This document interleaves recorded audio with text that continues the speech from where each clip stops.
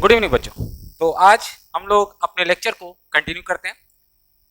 Last class में बच्चों हम लोगों ने देखा कि कैसे फंक्शन को कार्टेशियन प्रोडक्ट के थ्रू डिफाइन करते हैं, ठीक है, जो एक अलग ही तरीका था फंक्शन को रिप्रेजेंट करने के लिए। आज बच्चों हम लोग यहाँ पर उसके एग्जाम्पल डिस्कस करेंगे, ठीक है। तो याद करो कल लास्ट क्लास में हम लोगों ने डिस्कस किया था कि फंक्शन जो है बेटा क्या है, हम लोग का एक रिलेशन है, ठीक है। और ये जो रिलेशन है वो डिफाइंड किस सेट में होता है, ए क्रॉस बी में होता है, ठीक है। क्लियर आगे। उसके बाद हम लोगों ने यहाँ पर ये कहा कि कोई भी अगर ए कॉमा बी ऑर्डर्ड पेयर, ठीक है, फंक्शन एफ में बिलोंग्स करता है, ठीक है, तो फॉर सम बी ये चीज हम लोग कह सकते हैं कि हम लोग का क्या होगा, फंक्शन होगा, ठीक है। फिर हम लोगों ने यहाँ पर डिफाइंड किया कि अगर मान लो ए कॉमा बी हम लोग का फंक्शन है, ठीक है, और ए कॉमा सी जो है वो हम लोग का वो भी फंक्शन बिलोंग्स कर रहा है। तो हम लोगों ने देखा कि भाई यहां पर अगर ए बी से जुड़ रहा है और ए सी से जुड़ रहा है तो यहां पर ना बी और सी को मस्ट भी क्या होना पड़ेगा, हम लोग का इक्वल होना पड़ेगा। और ये क्यों होगा, क्योंकि जैसे अगर लास्ट क्लास की बात करें तो हम लोगों ने देखा था कि मान लो हम लोग का ए है और यहां पर बी और सी है, तो according to this one ordered pair A B के अकॉर्डिंग ए किससे जुड़ गया है, बी से जुड़ गया, और ए किससे जुड़ गया है, सी से जुड़ गया। लेकिन अगर हम फंक्शन की डेफिनेशन में जाते हैं थोड़ा सा पीछे, तो याद करो बच्चों हम लोगों ने क्या कहा था भाई, हमने कहा था कि इस सेट का जो एलिमेंट है वो यूनिकली रिलेटेड होगा यहाँ के सेट के एलिमेंट से। मतलब क्या था, यूनिकली का क्या सेंस था, यूनिकली का सेंस था एक एक करके जुड़ेगा, ठीक है। यानी कि ए जो है या तो बी से जुड़ सकता है या तो सी से जुड़ सकता है, लेकिन ए बी और सी से साइमल्टेनियसली कभी नहीं जुड़ सकता है, क्योंकि अगर ये जुड़ गया तो ये फंक्शन हम लोग का रिलेशन जो फंक्शन है वो रिलेशन बन जाएगा। इस बात को हमें ध्यान रखना है, ठीक। तो लास्ट क्लास में हम लोगों ने यही डिस्कस किया, इस वजह से हमने कहा कि ठीक है भाई बी और सी को हम बराबर कर दे तो ये चीज जो है वो हम लोग का फंक्शन में आ जाएगा। तो इस तरीके से हम लोगों ने फंक्शन का एक बैकग्राउंड देखा कि फंक्शन क्या है, फंक्शन को कार्टेशियन प्रोडक्ट से कैसे डिस्कस करते हैं। आज हम एक एग्जांपल ले रहे हैं और ये एग्जांपल बिल्कुल ऑर्डर पेयर के अकॉर्डिंग हमने डिफाइन किया फंक्शन को। तो ध्यान से देखो, फंक्शन जो है वो एक रिलेशन है बेटा, जैसे मैंने पहले ही कहा कि फंक्शन का एक रिलेशन है। तो ये रिलेशन हमने बनाया है कुछ इस तरीके से, ध्यान से देखो 1,1 2,3 3,1 एंड 4,1। तो ध्यान से ऑब्जर्व करो कि वहां पर हमने जो डिफाइंड किया फंक्शन वो कैसे कैसे जुड़ रहा है। 1 किसके साथ जुड़ रहा है, 1 जुड़ रहा है 1 के साथ, 2 किसके साथ जुड़ रहा है, 3 के साथ, 3 किसके साथ जुड़ रहा है, 1 के साथ, और 4 किसके साथ जुड़ रहा है, 4 के साथ। ये जो हमने डिफाइंड किया तो क्या ये लगता है ये फंक्शन है। तो भाई फंक्शन की क्राइटेरिया अगर चेक करें तो दो चीजें देखेंगे। पहला कि भाई यहां पर कोई भी ऐसा एलिमेंट नहीं बचना चाहिए जिस जो इधर किसी भी एलिमेंट के साथ नहीं जुड़ रहा हो, ठीक है। मतलब अगर कोई भी ऐसा एलिमेंट दिख जाता है यहां पर जो किसी के साथ नहीं जुड़ रहा है तो वहां पर ये फंक्शन नहीं बनता। इसका मतलब ये हो गया कि पहली क्राइटेरिया जो है ये फुलफिल कर रहा है, क्योंकि 1 2 3 4 सभी किसी ना किसी के साथ जुड़े हुए हैं, यानी पहली क्राइटेरिया कंप्लीट है।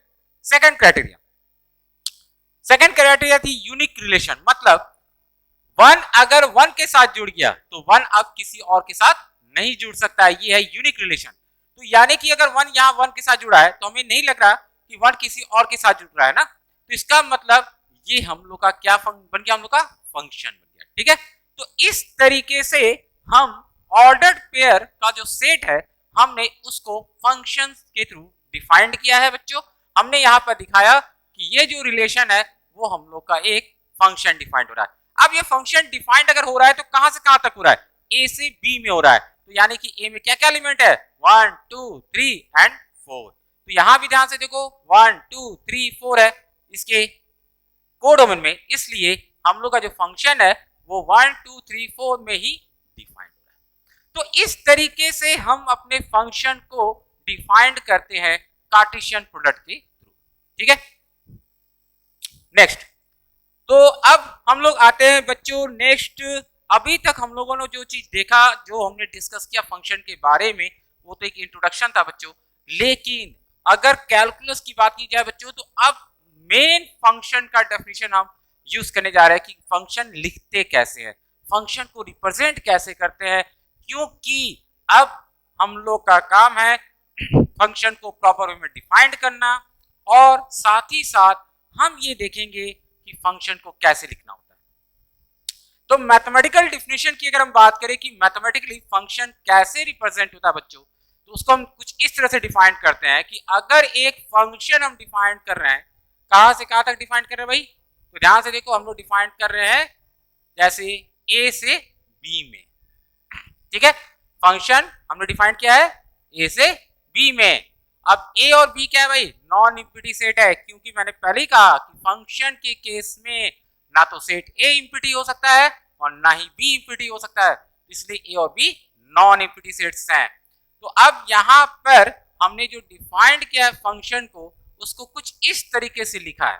कैसे लिखा है, ध्यान से देखो, function is defined such that it is defined from set A to B, यानी कि हम इसको वर्ड्स में अगर पढ़ने की कोशिश करें तो उसको हम कुछ इस तरह से पढ़ेंगे, f is a function from set A to B. यही वो तरीका है जिसके थ्रू हम फंक्शन को यहां रीड करते हैं, ठीक है। अच्छा, ए क्या होगा, तो ए को याद करो क्या था भाई, ए था डोमेन, और डोमेन को क्या कहते थे, सेट ऑफ इनपुट्स, यानी कि f जो फंक्शन डिफाइंड है वो कहां से डिफाइंड है, इनपुट से, और b क्या था हम लोग का, आउटपुट का सेट था, इसलिए हमने यहां डिफाइंड किया है आउटपुट। यानी कि हम एक तरीके से समझे तो f जो डिफाइंड हो रहा है वो इनपुट से आउटपुट। मैथमेटिकली इसको हम लोग इस तरह से भी कह सकते हैं कि जब भी हम कोई फंक्शन लिखते हैं बच्चों, तो वहां पर फंक्शन में हम किस तरीके से रिप्रेजेंट करेंगे, किस तरीके से कोई फंक्शन लिखना है, इसकी अगर हम बात करें तो बच्चों हम कुछ इस तरह से लिखते हैं, f ऑफ x, ठीक है, f of x, f of x लिखा, ठीक है। तो ये क्या मतलब हुआ, फंक्शन ऑफ x। अच्छा, x जो आप लोग सोच रहे कि सर यहाँ पर x क्यों आ गया, x का क्या मतलब है बच्चों, तो बच्चों यहाँ पर मैं फिर से बता रहा हूं, इसी चीज को हमने एक अनदर वे से लिखा है, ठीक है। कैसे लिखा है, f डिफाइंड हुआ इनपुट से आउटपुट में, तो यहां पर हमने लिखा इसको इस तरह से, f is a function of x। तो यहां पर बच्चों x जो है ना वो जुड़ गया इनपुट से, x क्या जुड़ गया, इनपुट से, ठीक है। और डिफाइंड कहां तक हुआ था, इनपुट से आउटपुट में, तो fx यानी function of x equal to expression of x, यानी कि हम लोग को यहां पर ब्रैकेट के अंदर जो भी लिखा है वो बच्चों रिप्रेजेंट कर रहा है इनपुट को, और इक्वल टू के बाद जो हम लोग का रिप्रेजेंट करेगा वो आएगा आउटपुट के लिए, यानी कि आपको आउटपुट मिलेगा यहां से, ठीक है। आपको आउटपुट कहां से मिलने वाला है, यहां से मिलने वाला है। तो कभी भी कोई फंक्शन अगर हम लिख रहे हैं तो हम लोग को लिखने का तरीका क्या होना चाहिए, f of x equal to कोई भी एक्सप्रेशन ऑफ x लिख सकते हैं, लेकिन इस बात को ध्यान रखना कि हम लोग जो भी कर रहे हैं उसमें दोनों वो क्राइटेरिया काम आएगी, मतलब कि पहला तो हम लोग का जो इनपुट का सेट होगा उसमें कोई भी ऐसा एलिमेंट नहीं बचना चाहिए जो किसी से ना जुड़ा हो। दूसरा, इनपुट अगर आप डाल रहे हो तो उसके कॉरस्पॉन्डिंग एक ही आउटपुट आएगा हर बार, इस बात को ध्यान रखना है, ठीक है। तो यहां पर हम fx को लिख रहे हैं, तो अब अगर मान लो आपके माइंड में क्वेश्चन है सर फंक्शन तब कैसे लिखा जाए मैथमेटिक्स, तो फंक्शन को लिख सकते हैं fx equal to x square, function को लिख सकते हैं fx equal to sine x, function को लिख सकते हैं fx equal to root over x। ये इस तरीके से हम फंक्शन को मैथमेटिकली रिप्रेजेंट कर रहे हैं। तो यहां हर जगह x जो है वो इनपुट का काम कर रहा है बच्चों, और ये x स्क्वायर की बात करें तो आउटपुट आपका जो आएगा वो यहां से आएगा। इसका मतलब ये जो है ना बच्चों x स्क्वायर ये ऑपरेटर है, क्योंकि इसी में आप इनपुट डालोगे तो आउटपुट आएगा, ठीक। उसी तरह से साइन x यहाँ ऑपरेटर का काम कर रहा है फंक्शन का, उसी तरह रूट ओवर x भी काम कर रहा है ऑपरेटर का, यानी कि आउटपुट आपको यहां से मिलने वाला है। आउटपुट आप जब x की वैल्यू यहां पुट करोगे तो यहां से आउटपुट जो आएगा वो हम लोग का कोडोन में जाएगा, ठीक है। तो आउटपुट आपको यहीं से मिलने वाला है, ठीक। तो फंक्शन को हम कुछ इस तरीके से रिप्रेजेंट कर सकते हैं। इसमें इंपॉर्टेंट चीज ये है कि जैसे x की अगर हम बात करें तो बच्चों आपको शुरू में बताया गया, मैं फिर से बता रहा हूं कि बच्चों x हमेशा रियल वैल्यू होती है, यानी कि हम सिर्फ और सिर्फ रियल नंबर को ही इनपुट के फॉर्म में ले सकते हैं, इसलिए x must be real number. कभी कभी क्वेश्चन ये भी आता है कि सर क्या हम fx की जगह f ऑफ y लिख सकते हैं? बिल्कुल लिख सकते हैं बेटा, क्योंकि बेटा फंक्शन जो है अगर हम वेरिएबल ऑफ y लिख रहे हैं तो बस अंतर ये होगा कि पहले हम x को वेरिएबल मान रहे थे, अब ये वेरिएबल y का हो जाएगा। बस इसी बात को ध्यान रखना है। तो जैसे अगर मैं लिखूं f of y equal to y square, कोई दिक्कत नहीं बच्चों, सिर्फ लिखने का, सिर्फ रिप्रेजेंट करने का तरीका बदल गया है, लेकिन ये चीज और ये चीज बिल्कुल सेम है। यहाँ पर मैंने वेरिएबल को x से रिप्रेजेंट किया, यहाँ पर वेरिएबल को y से किया, और ऐसा कोई रूल नहीं है कि वेरिएबल को हम x से ही करें या y से ही करें, ऐसा कोई रूल नहीं बनाया गया बच्चों। इसलिए माइंड में रखना, हम x की जगह y भी लिख दे कोई दिक्कत नहीं है, सेम चीज होती है, ठीक है। फोकस रखना चाहिए इनपुट पे और आउटपुट पे, इस पे हमें फोकस होना चाहिए, ठीक है। तो हम लोग को समझ में आ गया कि भाई फंक्शन क्या है, फंक्शन को कैसे लिखना है मैथमेटिकली, f ऑफ x से, क्योंकि फंक्शन में अगर हम f ऑफ x लिखते हैं तो xc हम लोग का वेरिएबल होता है, xc हमारा इनपुट होता है, और अगर हम fx equal to x square लिखते हैं तो x स्क्वायर जो है वो बच्चों इन ऑपरेटर है, वो ऑपरेटर है जिसमें आप इनपुट डालोगे और उससे आउटपुट आएगा, ठीक है। तो इस चीज को हमें ध्यान रखना है कि कैसे हम लोग यहाँ पर फंक्शन को रिप्रेजेंट किए, इस बात को ध्यान रखना। नेक्स्ट, जैसे एक एग्जांपल हम लोग देख रहे हैं कि भाई अगर मान लो कोई फंक्शन है, उसका हम लोग इनपुट और आउटपुट के लिए कुछ एक छोटा सा एग्जांपल डिस्कस किया है कि फंक्शन f जो है वो हम लोग का यहाँ डिफाइंड है, जिसकी इनपुट हमने लिया है 1 2 3 4 और आउटपुट लिया है 3 5 6 9 लिया है, ठीक है ना। तो बच्चों यहाँ पर अब अगर इनपुट और आउटपुट को जोड़ना है, लिखने का तरीका है, तो उसको लिखने का तरीका कुछ ऐसा होगा, ध्यान से देखो, f ऑफ 1 इक्वल टू 3, जैसे मैंने आपको बताया पहले भी कि बच्चों यहाँ पर f ऑफ 1 इक्वल टू 3 का मतलब हुआ कि इस ब्रैकेट के अंदर ये हमने डाला इनपुट, ठीक है, और जो आउटपुट आया वो आया हम लोग का 3। तो इस तरीके से कोई भी फंक्शन में इनपुट और आउटपुट को रिलेट की जाती है, रिप्रेजेंट की जाती है, दिखाई जाती है, इस तरीके से दिखाई जाती है भाई। तो ध्यान रखना, f ऑफ 1 इक्वल टू 3 का मतलब है हमने 1 fx के अंदर डाला, फंक्शन के अंदर डाला और आउटपुट आया 3। उसी तरह से f ऑफ 2 इक्वल टू 5 का मतलब फंक्शन के अंदर 2 डाला, 5 आया बाहर, 3 डाला, 7 आया, 4 डाला, 9 आया। फंक्शन क्या है या फंक्शन ऑपरेटर क्या था वहां पर, अभी मैंने इस चीज को नहीं बताया, सिर्फ बताया इनपुट और आउटपुट को लिखने का तरीका। तो कभी भी अगर इस तरह से लिखा जाता है तो समझ जाना कि यहाँ पर x की वैल्यू क्या दी जाए, तो ये सारे क्या है, ये सभी के सभी क्या रिप्रेजेंट कर रहे हैं, x की वैल्यूज को कर रहे हैं, और ये सभी वैल्यूज आउटपुट को कर रहे हैं, इस बात को हमें ध्यान रखना है, ठीक है। तो ये एक छोटा सा एग्जांपल मैंने लिया था यहाँ पर इनपुट और आउटपुट के थ्रू फंक्शन को कैसे रिप्रेजेंट करते हैं। नेक्स्ट, अब यहाँ पर जैसे हमने पहले भी एक जगह प्री इमेज और इमेज को डिस्कस किया था और मैंने कहा था कि बच्चों मैं इसको आगे डिस्कस करूंगा, तो देखो यहाँ पर कुछ टर्म्स मैं यहाँ पर अलग से डिस्कस कर रहा हूँ कि वो टर्म क्या होते हैं, किस चीज को रिप्रेजेंट करते हैं, क्योंकि कभी कभी क्या होता है जब आप बुक्स बनाते हो, बुक्स पढ़ते हो, तो वहां पर ये सारे वर्ड लिखे रहते हैं, तो आप कंफ्यूज हो जाते हो कि सर वहां पर ये चीज का मतलब क्या है। उसी को मैं यहाँ पर क्लियर करने जा रहा हूँ। तो यहाँ पर कुछ टर्मिनोलॉजी मैं यूज कर रहा हूँ, उसको ध्यान से देखना, उसका मतलब क्या होता है। मैंने यहाँ पर प्री इमेज और इमेज टर्म यूज किया है, ठीक है। तो बच्चों ये इमेज क्या होता है, प्री इमेज क्या था, बहुत ही सिंपल सा है, आपको एकदम क्लियरिटी के साथ आ जाएगी। ये है डोमेन और ये कोडोमेन, इतना तो क्लियरिटी है हमारे पास। ये फंक्शन जो मैंने डिफाइंड किया, ठीक है, ध्यान से देखते जाए। मैंने a को 3 से जोड़ा, b को 7 से जोड़ा, c को 8 से जोड़ा, d को 0 से जोड़ दिया, ये एक फंक्शन बना दिया, ठीक है। ये हो गया इनपुट, ये हो गया आउटपुट। अब देखो ध्यान से, अब यहां पर मैंने क्या कहा कि a को अगर फंक्शन के अंदर डालता हूं तो मिलता है क्या है 3, a को फंक्शन के अंदर डाल रहा हूं तो मिल क्या रहा है 3। तो अब यहां पर मैं आपको बताना चाहता हूं कि यहां पर हम 3 को a का इमेज भी कह सकते हैं,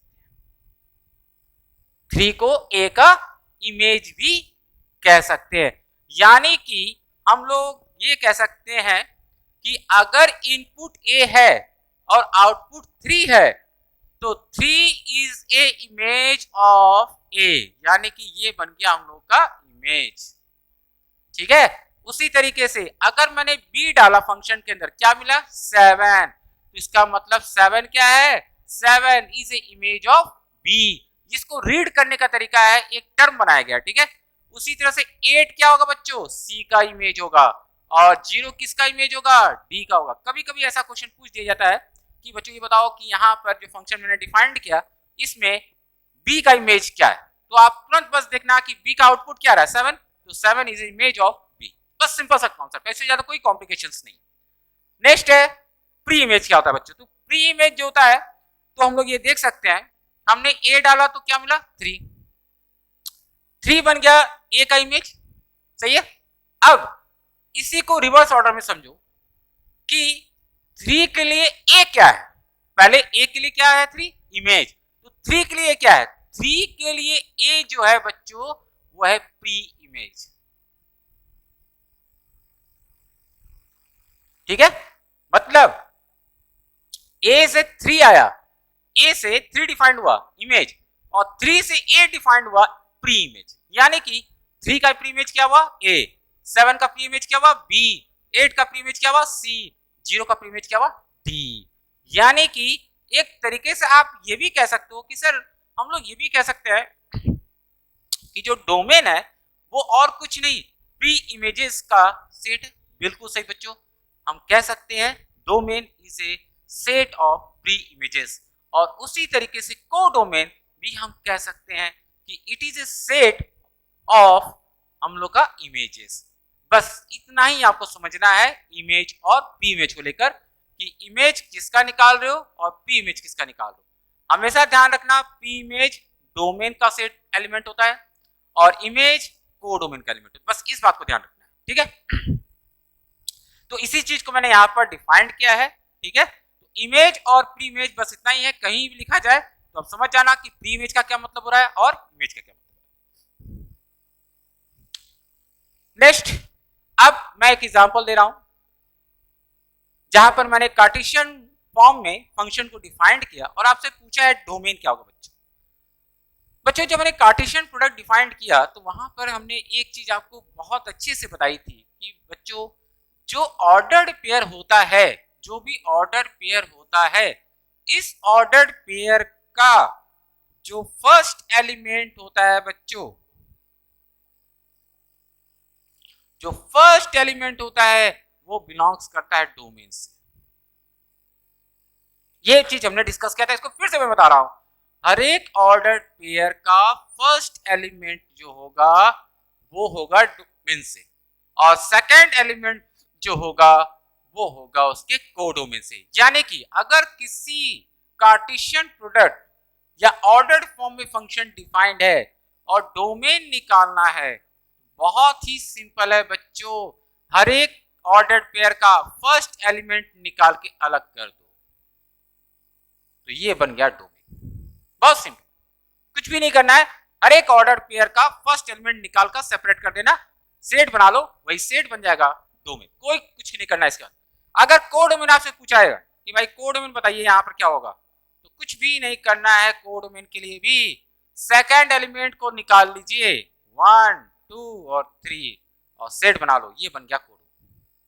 तो कभी भी अगर फंक्शन कार्टेशियन प्रोडक्ट के थ्रू डिफाइंड है तो उससे डोमेन और कोडोमेन को निकालने का यही बेसिक मेथड है बच्चों। बहुत ही सिंपल है, ऑर्डर्ड पेयर का फर्स्ट एलिमेंट डोमेन होता है और सेकंड एलिमेंट कोडोमेन को बिलोंग्स करता है, बस इस बात को ध्यान। नेक्स्ट, तो यहां पर बच्चों हम लोगों ने एक क्वेश्चन दिया है, यहां पर हम लोग को जैसे एक फंक्शन डिफाइंड किया गया था, ठीक है, तो यहां पर हम लोग का जो स्टेटमेंट है वो मिसिंग है, ठीक है, इसलिए मैं इसको स्किप कर रहा हूं। नाउ अब हम लोग फंक्शंस में डिस्कस करने जा रहे हैं कि सर फंक्शन मैथमेटिकली भी डिस्कस कर लिए, फंक्शन का डेफिनेशन भी बता दिए, अब फंक्शन को हमने सेट के थ्रू भी समझा, तो अब मेरे माइंड में क्वेश्चन आएगा कि आखिर दो सेट के बीच किस तरह के रिलेशंस फंक्शन बन सकते हैं, यानी क्या क्या पॉसिबिलिटीज है बच्चों यहाँ पर दो सेट के रिलेशन एक फंक्शन बन जाए, इस चीज को हम डिस्कस करने जा रहे हैं। तो अब मैं आपके सामने कुछ केसेस बता रहा हूं, कुछ सिचुएशंस बता रहा हूं, ये सिचुएशन को ध्यान से ऑब्जर्व करो। हर एक सिचुएशंस कहीं ना कहीं आपको एक अलग मेथड दे रहा होगा, एक अलग सिचुएशन दे रहा होगा जहां पर फंक्शन डिफाइंड हो रहा होगा। ध्यान से देखते जाना, ठीक। सबसे पहला सिचुएशन क्या दिखा है भाई, सेट ए है, सेट बी है, ए बी सी डोमेन में है, एक्स वाई जेड को डोमेन में है। मैंने ए को एक्स से जोड़ा, बी को वाई से, सी को जेड से। कोई यहाँ दिक्कत नहीं है कि ये फंक्शन है कि नहीं, आप तुरंत कह सकते हो सर ये फंक्शन है। क्यों? ए बी सी जो है वो तीनों किसी ना किसी के साथ जुड़े हैं, और ए सिर्फ एक्स के साथ जुड़ रहा है और किसी के साथ नहीं, बी भी सिर्फ वाई के साथ जुड़ा है, किसी और के साथ नहीं, सी भी सिर्फ जेड के साथ। क्लियरिटी आ गई? ठीक है, फंक्शन। नेक्स्ट, उसके बाद मैंने कहा कि भाई ये जो पॉसिबिलिटीज है इसमें ए एक्स के साथ जुड़ा, बी एक्स के साथ जुड़ा, सी वाई के साथ। अब यहां पर क्या हुआ कि दिक्कत ये हुआ कि ए और बी का अगर इमेज देखा जाए तो एक्स आ रहा है। अब यहां पर थोड़ा सा कंफ्यूज हो गया, सर ये फंक्शन है कि? बच्चों बार बार इस चीज को रिपीट कर रहा हूं कि सेट बी के एलिमेंट किस तरीके से जुड़ रहे हैं। कोई एलिमेंट दो के साथ जुड़ रहा है या तीन के साथ, उससे कोई मतलब नहीं होता है।